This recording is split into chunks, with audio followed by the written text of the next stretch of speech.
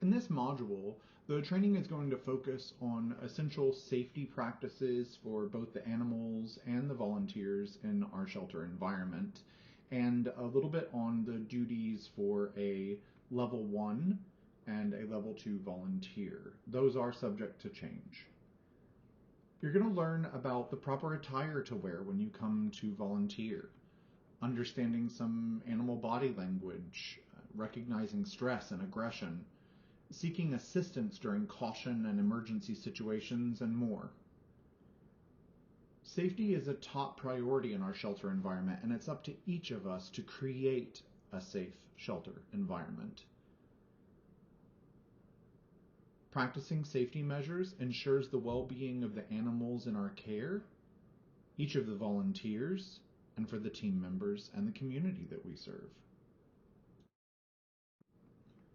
You want to walk into the shelter looking your best, dressed for success. Khakis, black shoes, a fitted blouse, great jewelry, a polo shirt, tie, sport coat, a belt, maybe a simple dress. Wait, none of that's true. This is what we should wear. With our shoes, we want to make sure that they're closed-toed. No sandals, no flip-flops, no high heels with an open toe.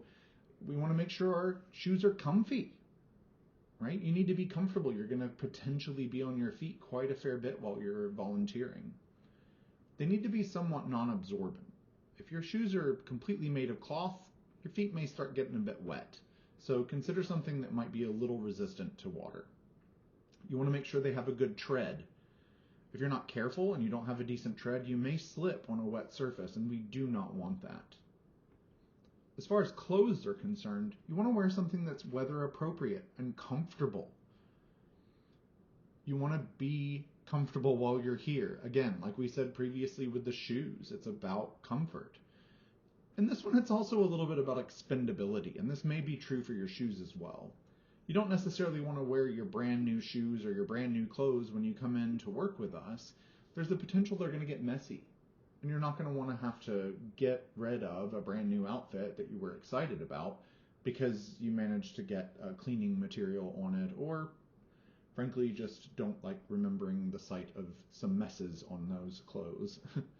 You also want to make sure that whatever you're wearing isn't too loose. This goes both for your clothing and for any jewelry or accessories you may have. I like to call it the dangle danger.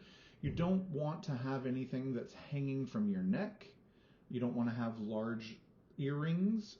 All of those things could be attractive to the animals and could potentially be something that they could grab hold of. If you have long hair, we do suggest that you put it up. It's another difficult thing, and also it's just going to get in your way when you stoop over to do some work.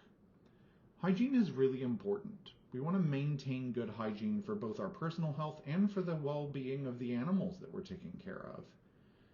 We either want to use hand sanitizer before and after each animal interaction or wash our hands, because the last thing we need are dirty human paws spreading disease between different animals.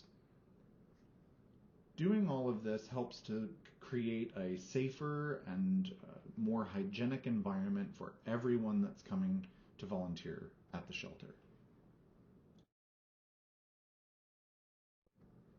We've created this really simple workflow to assess the emotional state and the body language of dogs, and in the next slide we'll look at cats.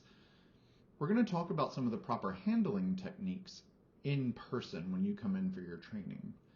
But this workflow should help you to understand some animal body language and to understand their emotions and some comfort level ideas. We can look at some of the cues for cats in the next slide and for dogs here, such as ear positions, tail movement, and some of the expressions that they make with their faces. The biggest thing to remember with this is that we should always start by looking for these clues. Today is not tomorrow, is not the next day. You should always check for body language, even if you know the animal well, or think you do. We all have moods, and so do the animals. One day they may be fine, and the next day they're not. 1 week they may be fine, and the next week they're not. So always make sure you start with assessing the body language. Stress might look like panting, pacing, yawning, spinning, jumping repetitively against doors and walls, and lip licking, redirection of their attention. If we're looking at fear, we may see crouching. They may avoid eye contact or tuck their tail. They may back or run away. They're trying to look small, and the corners of their mouths are pulled back. And if we see signs of aggression, we may see wide eyes, aka the whale eye. Hackles are up on their back, the ears are back, the stiff body, lips curled, showing their teeth, snarling, and a hard stare. If the dog seems stressed or fearful, it's probably okay to proceed with caution, or if you don't feel comfortable, my number one thing, get help. When in doubt, don't proceed. If the dog seems aggressive, please get help from a team member. We want the animal to be safe, and we want you to be safe. It's also important that you maintain distance from animals that you shouldn't be working with. As a level 1 volunteer, you will only be cleared to work with what we label as green dogs. We'll go into more detail about the different levels, and we'll show you how to determine which animals are at which level when you come to the shelter for your training. If the dog doesn't seem stressed or fearful and doesn't seem aggressive, it's okay to proceed with your work as we train you on approaching the animals and working with them on your in-person training. In the previous slide, we talked about dogs, and now we're going to look at cats. All the same rules are in place. Yesterday was different than today. You always want to start off with assessing their emotional state through their body language. Let's look at the cat's ears. It's good if they're in a natural posture. It's okay if they're twitching in response to some noises, but there's a caution flag if they're flattened to the head or angled back, or if they're constantly swiveling. I like to call that radar mode. Look at the cat's eyes. Are they alert, wide open eyes? Pupils are at normal dilation. Eyelids may be squinty, brows are soft. This is good. It's okay, or maybe a little caution, if the cat starts to show a lot of interest. The eyes look more directly with an unblinking stare, or the pupils begin to constrict slightly. And then we throw caution full on to get a team member if that direct stare could be threatening. Pupils may be slits or fully dilated, and the brow is potentially going to be furrowed. Avoid interacting with this cat and avoid direct eye contact so as not to continue to aggravate them. Look at the cat's body. Good would be tail up in the air or a little floppy. Sometimes you may see the question mark that they create when they're curious about something. If they're back to you, this could be good. It shows that they may be comfortable or feeling trusting, but it could also mean that they're just not aware that you're there yet. So pay attention. It's okay for them to have a relaxed tail. That's great. If there's a slight flick, probably just shows that they're interested a little bit. Rubbing on you is generally okay. Caution would be for a tail in a full flick mode. This is when it's serpentine and dancing all over the place. Also, if you see it as a pipe cleaner, all puffed up, that's a watch out.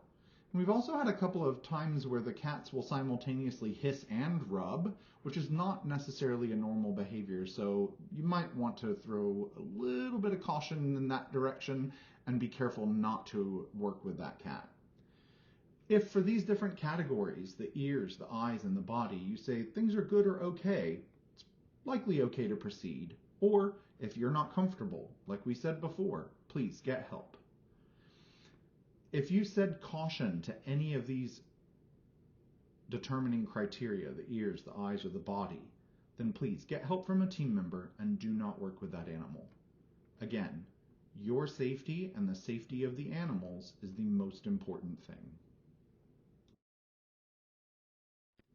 No matter how good you are at moving animals around, someday you'll have a vicious little beast like the one pictured here running around off leash because they meticulously planned their diabolical escape from your nefarious clutches.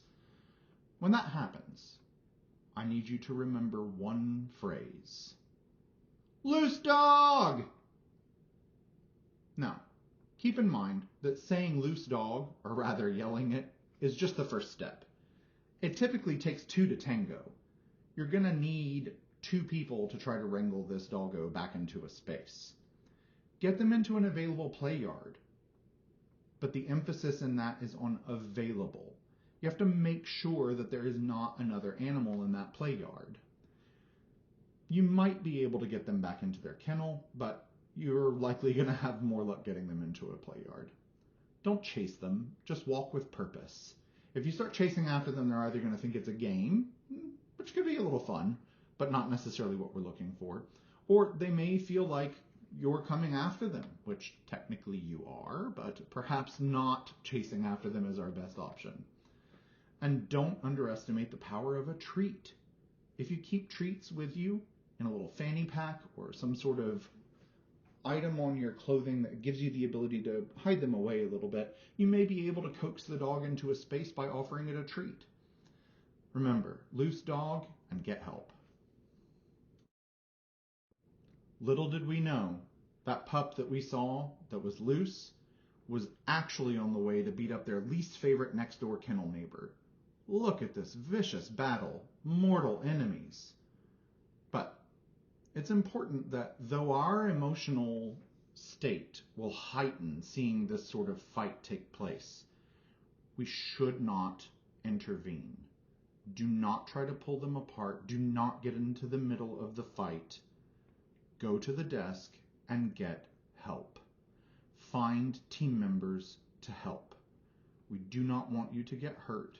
And when the dogs are in this excited state, they may lash out. They may bite you. And we're not looking for that. You're not looking for that. No one wants that to happen. The dogs don't even want that to happen. So, rule 1, do not get in the way. Rule 2, get to the desk for help. Using these different levels for our volunteers is a little new to us here at the shelter. But we're starting to determine what the tasks may look like and what duties might look like for the different levels, at least for 1 and 2. Stay tuned for the other levels. Some of the fun tasks for level 1 are dog socialization. You'll work with the green level dogs and interaction pens. Cat socializations, the main floor cats and interaction rooms, taking cat photos, trail walks with the green dogs, participating in group dog or cat enrichment that's created by one of our higher level volunteers, filling out cat or dog report cards that help us learn important information about how they behave. Do they know how to sit? Are they good with children? Assisting with on and off-site adoption events,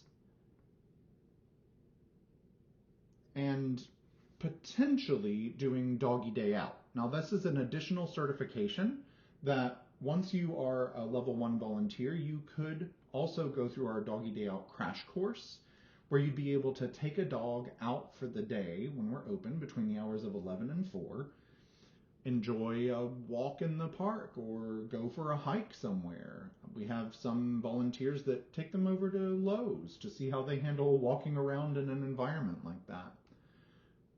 Doggy Day Out is a great program to get involved with if you want to have the opportunity to take a day out with a dog.